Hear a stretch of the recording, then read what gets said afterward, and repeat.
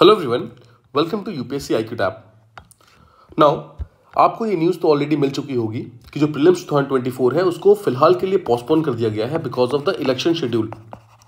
Now अगर आप जानते हैं तो हमारा जो एग्जामिनेशन का डेट था that was 26 of May, but 25 of May को बेसिकली इलेक्शन शेड्यूल थे कुछ स्टेट्स के अंदर, एंड बिकॉज ऑफ दैट वो इलेक्शंस का जो मैन पावर है उसको प्रॉपरली री इन्फोर्स करना था फिर से अगले दिन यूपीएससी के एग्जामिनेशन के अंदर, and that is why this particular decision was made. ठीक है, so the new date for the examination has been decided on 16th of June 2024। 16 जून को एग्जामिनेशन होगा, so that gives you around 21 more days, मतलब 21 दिन ज़्यादा मिल गए हैं उस एग्जामिनेशन के लिए तैयारी करने के लिए। So the examination was scheduled for 26th of May, अब एग्जाम होगा 16th ऑफ जून को।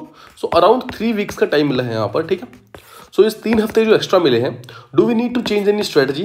क्या इस स्ट्रेटजी को चेंज करने की जरूरत है? क्या जो प्लान्स वगैरह हम ऑलरेडी फॉलो कर रहे हैं, whatever things we are doing, क्या उसको चेंज करने की जरूरत है? In short the answer is, देखो बहुत ही slight, there is a need to change it slightly, थोड़ा सा चेंज करने की जरूरत है। बिकॉज देखिए now you have around 88 days starting from today. अगर आज से आप देखते हैं तो around 88 days you have for the examination, whereas you had 68 days earlier. अब आपके पास 20 डेज एक्स्ट्रा है बिकॉज 21st डे को एग्जामिनेशन होगा। सो क्या करना है एग्जैक्टली?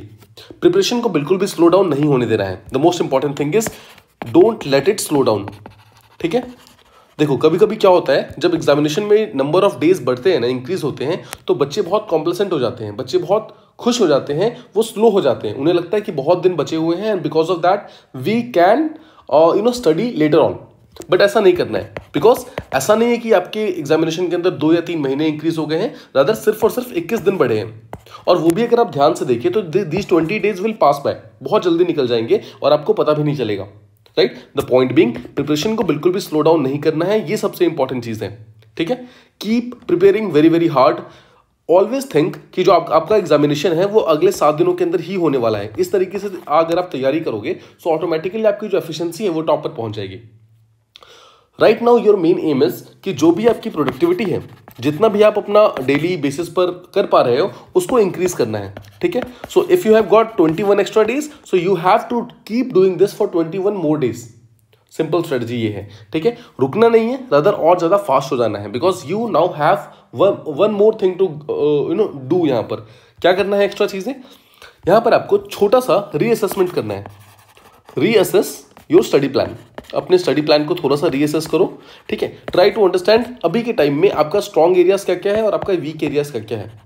पिछले वीडियो के अंदर we have discussed mock test को इस्तेमाल करो, मॉक टेस्ट टेस्ट सीरीज को इस्तेमाल कीजिए टू आइडेंटिफाई वीकनेस और स्ट्रेंथफुल एरियाज अपने आप के। नाउ यही चीज यहां पर थोड़ा सा और बेटर तरीके से करना है। रीअसेसमेंट करो, स्टडी प्लान्स बनाओ, स्ट्रॉन्ग एरियाज वीक एरियाज को ढूंढो, निकालो अपने आप को, उन वीक एरियाज को ढूंढो और अगले 10 दिनों के अंदर उस वीक एरिया को पहले तो स्ट्रॉन्ग करो। ठीक है, ये जो 20 डेज आपको एक्स्ट्रा मिले हैं ना, इसको वीक एरियाज को स्ट्रॉन्ग करने के लिए काम करो। मतलब लेट्स से कि अगर आपका एग्जामिनेशन 26 ऑफ मई को ही होता तो उस समय आपकी जो तैयारी होती उसमें कुछ ना कुछ अगर वीकनेस अगर रह जाती तो उस वीकनेस को खत्म करने के लिए 20 डेज मिले आपको, सिंपल वर्ड्स में। ठीक है, you don't have to do anything extra in these 20 days, you just have to convert your weak areas into your strengths. I hope this is clear. Now जो भी टाइम टेबल आप follow कर रहे हैं उस टाइम टेबल के अंदर थोड़ा सा चेंज कीजिए, उस वीक एरियाज को ढूंढिए, उसके ऊपर 1 से 2 घंटे एक्स्ट्रा देने स्टार्ट कीजिए।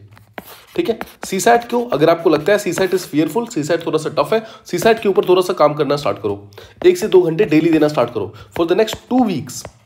अगले 2 हफ्ते तक सीसैट के ऊपर ज्यादा ध्यान दो, मेक सीसैट स्ट्रॉन्गर। सीसैट में भी डिवाइड करो। ठीक है, जो आपका रीडिंग कॉम्प्रिहेंशन है उसके ऊपर ज्यादा फोकस करो। रीडिंग कॉम्प्रिहेंशन में क्वेश्चन गलत कम होते हैं। ठीक है, अगर आप अच्छे तरीके से तैयारी करके जाओगे तो रीडिंग कॉम्प्रिहेंशन में आप अच्छा मार्क्स स्कोर कर सकते हो। सिमिलरली अगर आपका मैथ्स उतना स्ट्रांग नहीं है तो गो फॉर रीजनिंग, रीजनिंग के पीछे जाइए। Try to identify the themes, उन थीम्स को पकड़िए जहां से क्वेश्चंस आ रहे हैं, उन थीम्स को आप कवर करो। ठीक है, I will also try my best कि मैं कुछ वीडियोस वगैरह बना सकूं सीसैट के ऊपर, सो दैट आपको उससे हेल्प हो जाए। But the point being you have to identify those areas जो आपके वीक एरियाज हैं, उनको ढूंढना है और उस वीक एरियाज को स्ट्रेंथ बनाना है इन 20 दिनों के अंदर। जस्ट थिंक कि ये 20 दिन आपको सिर्फ और सिर्फ उसी चीज के लिए दिए गए हैं। नेक्स्ट चीज, रिवीजन को और ज्यादा इंटेंसिफाई कर दो, रिवीजन को और ज्यादा स्ट्रॉन्ग करो। जो भी स्टैटिक सब्जेक्ट्स थे, geography, history, polity and economy का जो स्टैटिक वाला पार्ट है, इन चारों के जो रिविजन्स हैं इनको और ज़्यादा स्ट्रॉन्ग कर लो। ठीक है, आपका एम ये होना चाहिए कि ये जो एक्स्ट्रा 20 डेज मिले हैं, देखो ध्यान रखना, ये जो एक्स्ट्रा 20 डेज है ना, इसको अभी ही इस्तेमाल करना है, लास्ट में इस्तेमाल नहीं करना है। देखिए लेट्स से कि आपके पास पहले 66 डेज हुआ करते थे, राइट नाउ आपके पास अराउंड 86 डेज के आसपास में है। ठीक है, सो अगर आप देखो लेट्स से कि दिस इज टुडे, ये आज है और ये आपका एग्जाम डेट है। नाउ मान लेते हैं कि पहले एग्जाम डेट ये था। ठीक है, this was the exam date earlier, that is 26th of May and this is now 16th of June। सो जो आपको ये जो एक्स्ट्रा 20 दिन मिले हैं ना, इस एक्स्ट्रा 20 दिन को यहां पर यूटिलाइज करो। यहां पर अगर आप यूटिलाइज कर पाते हो इस चीज को, तो this will be actually a game changer, because यहां पर आप अपने प्रिपरेशन को असेस कर पाओगे। ठीक है, बिकॉज देखो 60 दिन ज़्यादा नहीं होते एग्जामिनेशन में, तो you must have started to feel some nervousness. Examination पास आ रहा है, उसका नर्वसनेस आपको होना स्टार्ट हो गया होगा, आपको चीज़ें पता चल रही होंगी कि एग्जैक्टली क्या क्या चीज़ें ऐसी थी जो कि वीक थी, क्या चीज़ें छूट रही थी, उन सब एरियाज को यहाँ पर कवर करो, उन सब चीज़ों को बिल्कुल नहीं छूट रहा है। अगर रिविजन की बात कर रहे हैं तो रिविजन उन चीज़ों की ज़्यादा करनी है जो आपके स्ट्रेंथ वाले एरियाज हैं। यहाँ पर ध्यान से सुनना, जो आपके स्ट्रेंथ हैं उनके ऊपर, रिवीजन के ऊपर फोकस करो, और जो आपके वीक एरियाज हैं उनको अपना स्ट्रेंथ बनाओ। इनके कंसेप्चुअल क्लैरिटी पे फोकस करो, और जो आपके ऑलरेडी स्ट्रांग है उनको रिवाइज करके और ज़्यादा स्ट्रांग करो। ठीक है, अब यहाँ पर टेस्ट पेपर्स दो, मॉक टेस्ट वगैरह जो है, टेस्ट सीरीज जो है, इन सबको और ज़्यादा इंटेंसिफाई कर दो, इनको और ज़्यादा प्रॉपर तरीके से एनालाइज करो। ट्राई टू आइडेंटिफाई की एग्जैक्टली वीक एरियाज क्या क्या है, कहाँ कहाँ पर गलतियाँ हो रही हैं, छोटी छोटी गलतियां क्या है, क्या आप फैक्ट्स को मिस्टेक कर रहे हो, क्या आप जो कंसेप्ट वगैरह है उसके अंदर गलतियां कर रहे हो, एग्जैक्टली वो गलतियां कहां पर हो रही है, ये चीज आइडेंटिफाई करो, अपने परफॉर्मेंस को एनालाइज करो और एप्लीकेशन पार्ट पे फोकस करो। एप्लीकेशन का सीधा सा मतलब ये है कि जब आप एग्जामिनेशन हॉल के अंदर बैठे हैं उस समय में क्या गलतियां हो रही हैं, नॉट ऑन द कंसेप्ट बाद में। देखो उस 2 घंटे के अंदर लेट्स से कि आप एक मॉक टेस्ट दे रहे हो, उस मॉक टेस्ट को देते समय एग्जैक्टली आपका फोकस कहां पर खराब हो रहा है, वो चीजें आइडेंटिफाई करनी इंपॉर्टेंट है। ठीक है, गो इनटू द निटिग्रिटीज, उस 2 घंटे को प्रॉपर्ली ट्रैक करो। ठीक है, वो 2 घंटे चेयर से उठना नहीं है, just keep on studying and keep on solving those mock test and don't stand up before 2 hours are complete. भले ही आपका पेपर पहले कंप्लीट हो जाए, पर 2 घंटे से पहले उठना नहीं है उस पर्टिकुलर टेबल से। ठीक है, just keep on checking, rechecking the questions, अपने और दिमाग लगाओ, try to find out more ways in which you can answer the questions.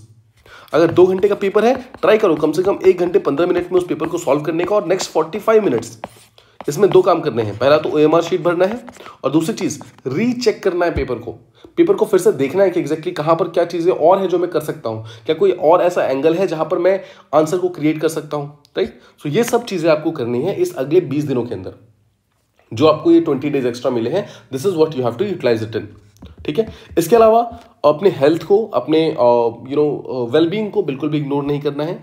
Health और वेलबींग सबसे ज्यादा इंपॉर्टेंट है। स्ट्रेस को मैनेज करना है, don't panic at all. Exam सब कुछ साइड में है, health is the most important thing. ठीक है, हेल्थ के ऊपर ध्यान रखोगे तभी एग्जामिनेशन अच्छे से हो पाएगा।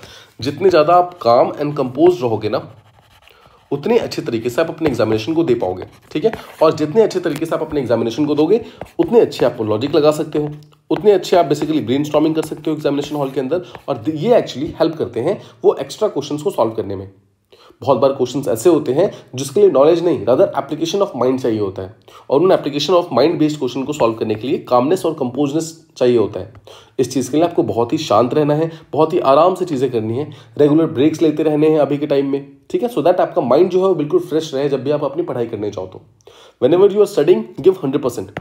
ठीक है, उस समय कोई भी बिल्कुल भी डिस्ट्रैक्शन नहीं आना चाहिए। देखो जितने ब्रेक्स लेने लो, whatever you want to do you can do it, but जब आप पढ़ाई कर रहे हो उस टाइम कोई भी किसी भी टाइप का डिस्ट्रैक्शन मत आने दो। वो 2 घंटे, 2.5 घंटे, 3 घंटे के जो सेशंस आप ले रहे हो, उन सेशंस को प्रॉपर तरीके से यूटिलाइज करो। Now talking about the sessions, देखो एग्जामिनेशन जो होता है वो 2 घंटे का होता है। ठीक है, 2 घंटे तक आपको लगातार कॉन्सेंट्रेशन बनाना होता है। So my suggestion is for the next 80 days, मतलब जितने दिन आपके एग्जामिनेशन के अंदर बचे हुए हैं, इस 80 दिनों के लिए आपको एक आदत डालनी है, एंड दैट आदत शुड बी कि आपको बेसिकली अपने पढ़ाई से उठना नहीं है बिफोर 2.5 आवर्स। मतलब 2.5 घंटे से पहले आपको अपने टेबल से उठना नहीं है। 2.5 घंटे तक आपको कॉन्सेंट्रेट करना है ऑन अ स्ट्रेच। एक बार में कम से कम 2.5 घंटे लगातार कॉन्सेंट्रेशन करने की आदत डालिए, तो ये 2 घंटे का जो एग्जामिनेशन है ना, वो आप बहुत ही आसानी से सॉल्व कर पाएंगे। ठीक है। सो उम्मीद करता हूं आपको ये सारी चीजें समझ आ गई and whatever we have discussed कि अगले 20 दिनों के अंदर क्या क्या चीजें करनी है वो बहुत इंपॉर्टेंट है। बिकॉज देखो, ऑल्दो नंबर ऑफ डेज यहां पर इंक्रीज हो गए हैं बट कॉम्प्लेसेंट नहीं होना है, बिल्कुल भी रुकना नहीं है। रादर अपने तैयारी को, अपने प्रिपरेशन को और ज्यादा बूस्टअप कर दो और ज्यादा स्ट्रॉन्ग करो। ठीक है, उन वीक एरियाज को ढूंढो जिसके बारे में हमने बात की और उन वीक एरियाज को ये 20 डेज दो।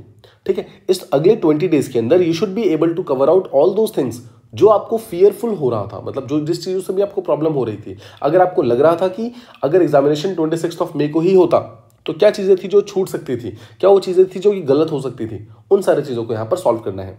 ठीक है, I hope all this thing is clear. If you are in need of any kind of support और help from my side, please let me know. मैं अपनी तरफ से पूरी कोशिश करूंगा आपकी मदद करने की।